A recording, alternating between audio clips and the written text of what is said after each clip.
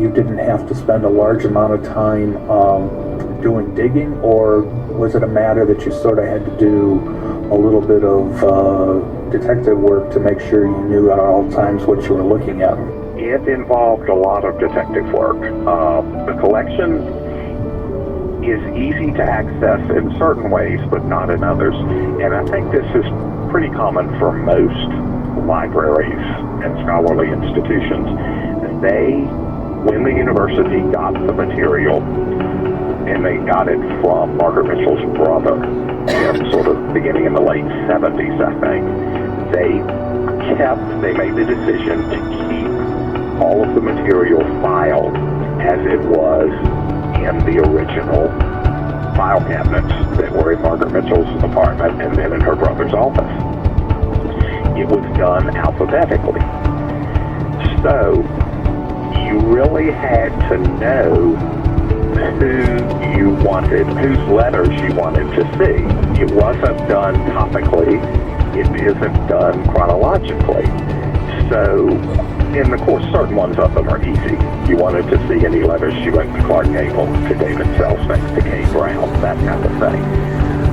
The difficult part, although very enjoyable at the same time, was just discovering these letters to Mary Smith in Paducah, in which Margaret Mitchell wrote this fascinating, conversation about some point about the movie. And that was just a lot of luck.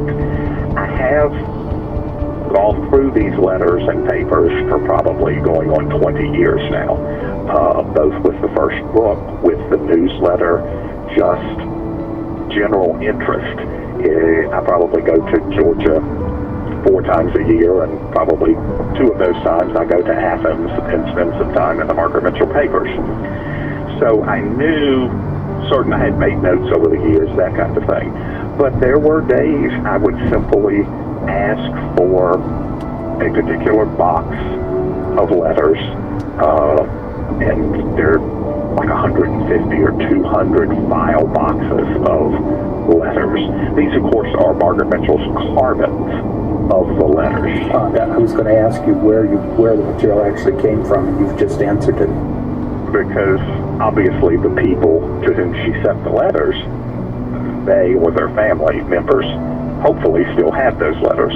But she was very meticulous about keeping carbon copies of all of her correspondence. So I would, as I said, there were days I would say, pull me box 73, and just go through folder by folder. And I got pretty good at, you could start reading the letter and say, okay, that's about the book, or that's something personal, or that's something, and flip over.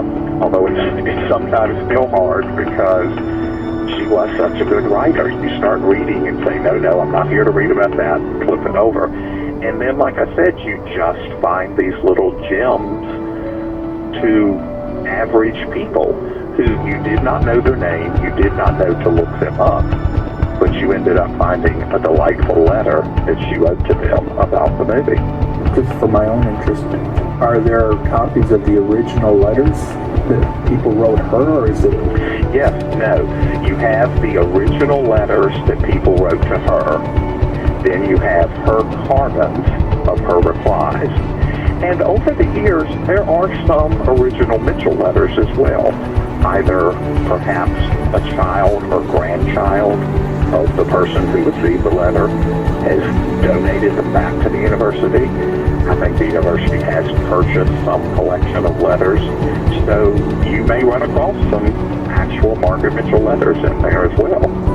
So therefore, of all the file cabinets and material you had to go through, are there parts of the correspondence that you chose not to include related to Gone with the Wind in the movie, or were you pretty meticulous about making sure that you got as much as possible, or was it more of a matter of trying to find the material that you thought would be most illuminating or most interesting?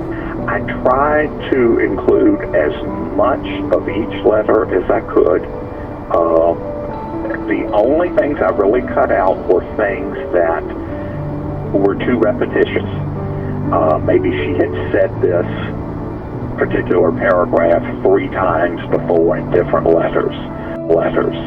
I wanted some repetition because I wanted people to get an idea of, my gosh, 10,000 people ask her the same question, and she very politely responded to each person, usually with the same answer, but a little different in each case. So cut out some repetition, and would cut out personal things, not controversial things, but just, maybe she spent a paragraph talking about sister so-and-so had been sick and had gone to the doctor. That really, while interesting if you knew those people, was not in keeping with the focus on the movie version of her novel. So that's really the only things I trimmed, and of course, I show that with ellipses. Yeah, I find this part of it is, in some ways, this aspect is the most interesting to me because I'm a historian and along with being a librarian, so I have a little bit of both of what you had to go through. And one of the things that people don't always understand when hearing about or reading about a book such as this, which is based on primary sources, or in this case, it's primary sources directly, is how much work is involved in just the mechanical aspect of doing the work of actually compiling or reviewing all the material that's there. And that can be so much more work, that's generally more work than the actual writing. Dude, I appreciate you bringing that up because that is so true. And I will admit it was more work than even I thought it would be.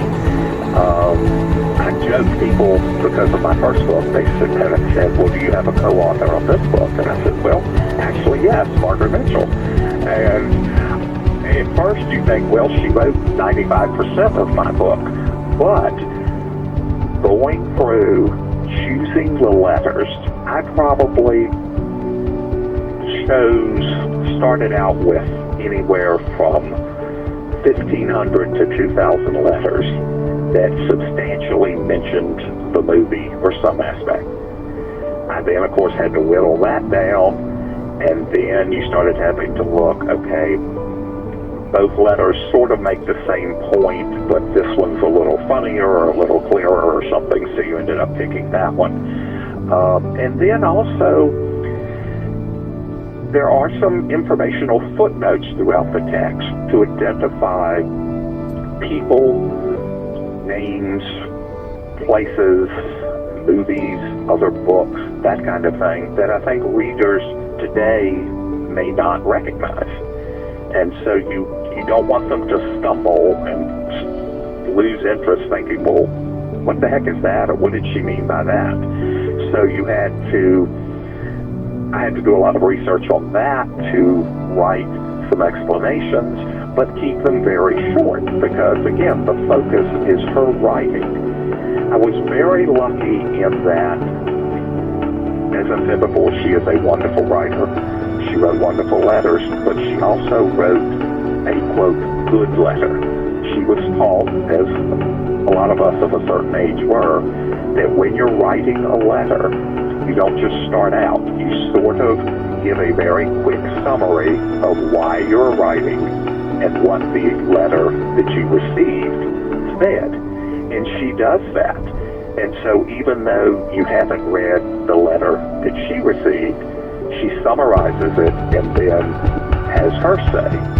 I've had a couple of people ask me, well, why didn't you include the letter she got and her reply? Well, one, the book would have been twice as long, but also the way copyright works, I would have had to get permission from the heirs of every single person